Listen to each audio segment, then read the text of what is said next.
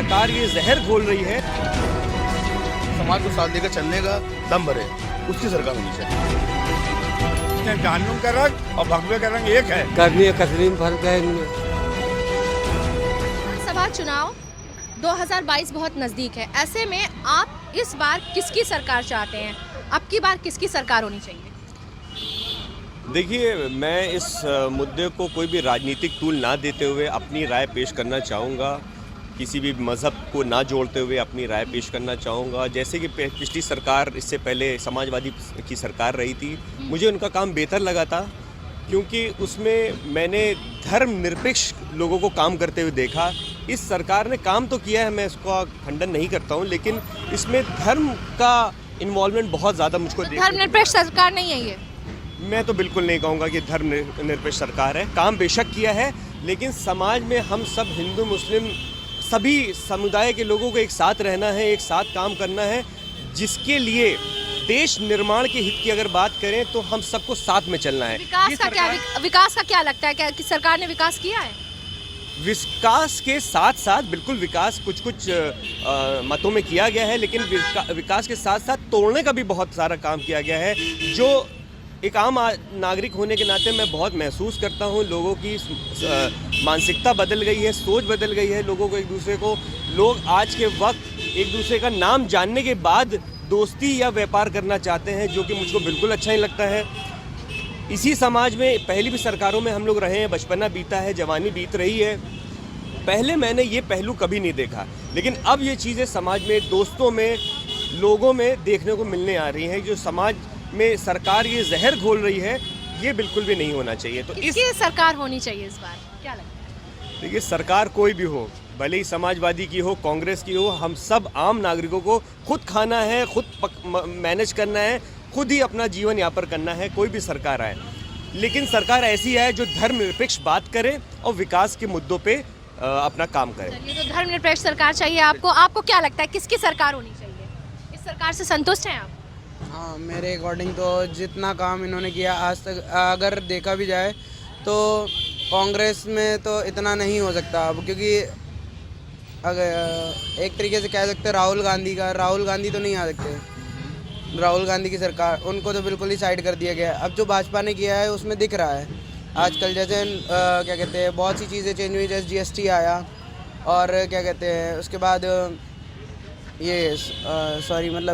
ये अब कानपुर के लिए मेट्रो और इन सब चीज़ों का हो रहा है। ये डेवलपमेंट में ही आ रहा है। तो ये इसके सौगात जो है अखिलेश जी ने दी थी। क्या बता रहे हैं? मेट्रो की सौगात अखिलेश जी ने दी थी, और ये सरकार, मैं अगेन किसी का विरोध नहीं कर रहा हूँ, किसी का सपोर्ट नहीं कर रहा हूँ, लेकिन ये जो चीज़ें हैं ये सारी अखिलेश सरकार ने की थी। यमुना एक्सप्रेस वे की भी शुरुआत अखिलेश सरकार ने दी थी, पूर्वांचल एक्सप्रेस की भी शुरुआत अखिलेश सरकार ने दी थी। तो सारी चीज़ें शुरुआत तो अखिलेश सरकार ने की है, खाली रिबन काटने का काम जो है भाजपा सरकार कर रही है। सरकार जो राशन दे रही है लगातार, इसके बारे में क्या कहना चाहिए? ये तो एक चुनाव मुद्दा हो गया, क्योंकि अब चुनाव नज़दीक है, तो इसलिए अभी आपने सुना हो कि पेट्रोल के दाम भी 5 रुपये कम हो गए।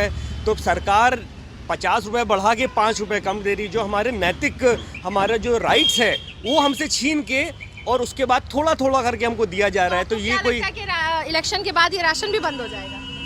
बिल्कुल बंद हो जाएगा। जैसे समाज में हम लोग के बीच में विकास के मुद्दे चुनाव से पहले लाए जाते हैं, वो चुनाव होते ही ख़त्म कर दिए जाते हैं। उन चुनावी मुद्दों पे बात ही नहीं की जाती है। तो बिल्कुल ये भी एक चुनावी मुद्दा है, जो कि चुनाव होने के बाद बिल्कुल ख़त्म कर दिया जाएगा। की बार आखिर किसकी सरकार होनी चाहिए? देखिए, इस बार जो सरकार होनी चाहिए, जो कार्य अपना सिद्ध करे और जो सर्व समाज को साथ लेकर चलने का दम भरे, उसकी सरकार होनी चाहिए। क्या लगता है ये सरकार आपको सब पूरे समाज को साथ लेके नहीं चलती है? बिल्कुल नहीं। इस सरकार ने हर कदम पे ये दिखाया कि माइनॉरिटी को उसने अलग किया है। कहाँ पे लगता है कि माइनॉरिटी अलग हो गई? इन्होंने अपनी हर नीतियों में सदन में खड़े होकर ये कहा गया है कि जो विदेशों से आएंगे लौटकर शरणार्थी, वो शरणार्थी होंगे, लेकिन जो मुसलमान होंगे उनको एक्सेप्ट नहीं किया जाएगा। इससे बड़ा और सबूत क्या चाहिए आपको? लेकिन वहीं जहां सरकार राशन देती है, स्वास्थ्य सेवाएं देती है, योजनाएं देती है, वो तो कहीं अलग मिनॉरिटी को नहीं करती। इसके बारे में आप क्या कहना चाहेंगे? आपने सही कहा कि राशन देती है। हमारी सरकार कहती है कि मैंने 80 करोड़ लोगों को, गरीबों को राशन दिया, और एक तरफ कहती है कि मैं विश्व गुरु को बनने जा रहा हूँ। जिस देश में 80 करोड़ गरीब होंगे, क्या कोई विश्व गुरु बन पाएगा? आप देखिए, क्या आपने गंगा में बहती लाशें नहीं देखी? क्या आपने चिताओं को जलते नहीं देखा? क्या आपने लकड़ियों की ब्लैक मार्केटिंग नहीं देखी? क्या आपने कब्रिस्तान और शमशान में पैसा लेते रिश्वत लेकर जलाते हुए नहीं देखा? ये सब चीज़ें हमारे देश में हुई हैं।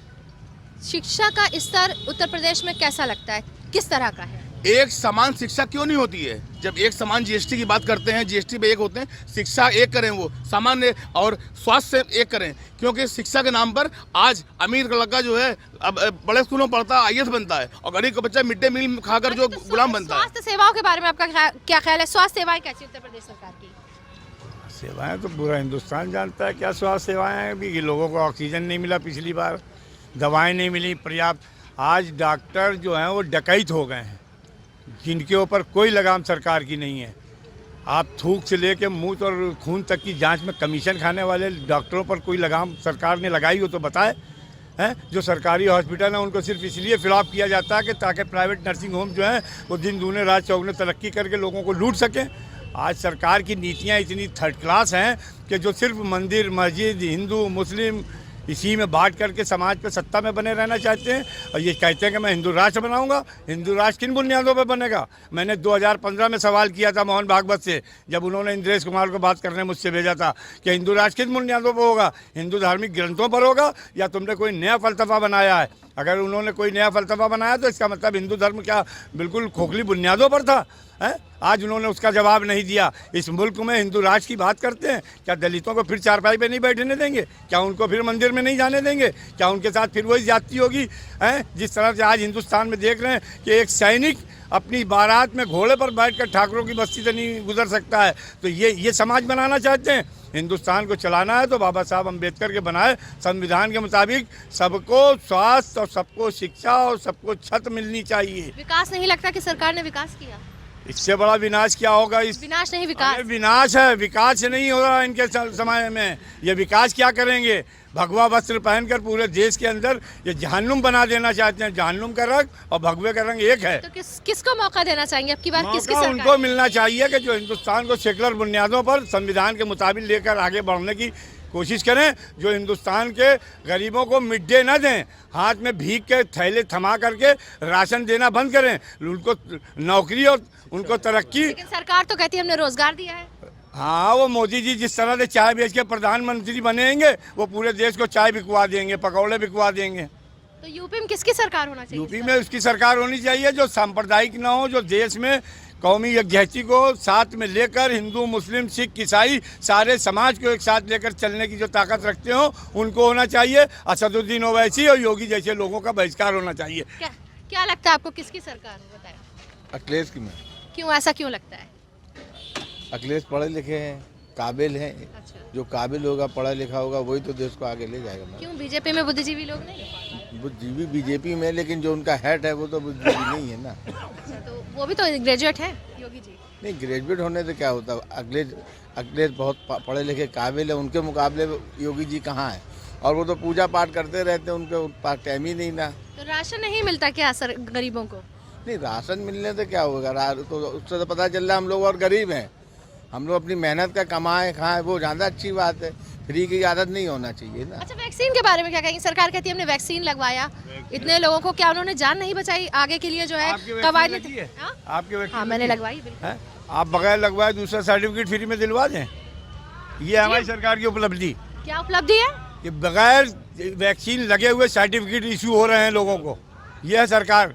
कहाँ इशू हो रहे हैं? आप बताइए, आपको चाहिए तो मैं बनवा दूं। अभी 100-200 रुपए लगेंगे। हमारे प्रदेश और देश की सरकार के पास जो कोरोना वॉरियर डॉक्टरों ने अपनी जान दी, उनके मरने के आंकड़े नहीं हैं, सैनिकों के आंकड़े नहीं हैं, तमाम ऐसी चीज़ें जिसके आंकड़े नहीं हैं, लेकिन इनके पास 100 करोड़ के आंकड़े हैं। इस 100 करोड़ में 50 करोड़ ऐसे लोग भी हैं जो 200 रुपये दे के साइड बनवा कर टहल रहे हैं और अपने काम कर रहे हैं। समझ लीजिए, अभी सच्चाई है ये, इससे मुंह नहीं फेरा जा सकता। अगर झूठ बोलने पर हाथ पैर टूटने का प्रावधान ईश्वर की तरफ से होता तो बीजेपी में सब लोग लंगड़े लूले होते, सब अल्लाह ईश्वर उनको फौरन सजा देता। लेकिन आप समझ रही हैं कि वो भी झूठ बोल रहे हैं और मीडिया उसको मैनेज कर रहा है, कुछ चैनलों को छोड़कर।